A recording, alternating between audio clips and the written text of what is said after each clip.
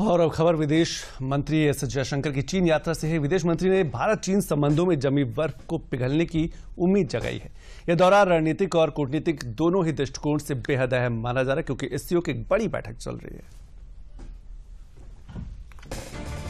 चीनी उपराष्ट्रपति हान जेइंग के साथ भारत के विदेश मंत्री एस जयशंकर की मुलाकात की ये तस्वीरें गलवान के बाद भारत और चीन के रिश्तों पर जमी बर्फ के पिघलने की गवाही दे रही हैं। करीब 5 साल बाद चीन की धरती पर पहले विदेश मंत्री डॉक्टर एस जयशंकर का ये दौरा काफी खास माना जा रहा है। सोमवार को बीजिंग में चीनी उपराष्ट्रपति हान जेइंग के साथ अपनी बैठक के दौरान विदेश मंत्री डॉक्टर एस जयशंकर ने दोनों देशों के रिश्तों की मजबूती पर जोर दिया है।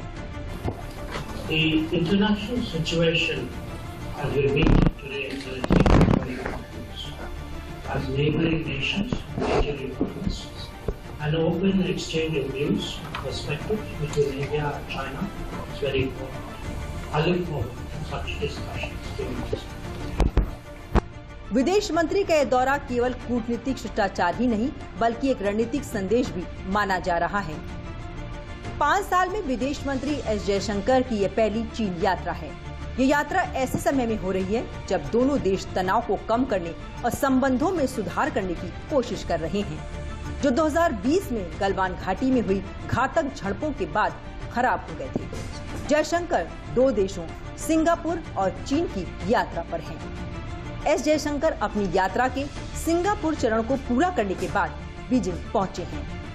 जयशंकर मंगलवार को तियानजिन में शंघाई सहयोग संगठन एससीओ के विदेश मंत्रियों की बैठक में शामिल होंगे।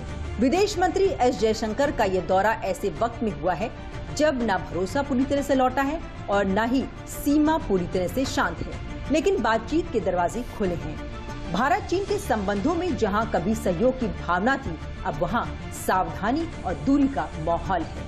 दोनों देश अभी भी बातचीत तो कर रहे हैं, लेकिन रिश्ते पहले जैसे नहीं रह गए हैं। ऐसे में एस जयशंकर का ये दौरा भारत चीन के संबंधों को क्या नया मोड़ देता है, ये देखने वाली बात होगी।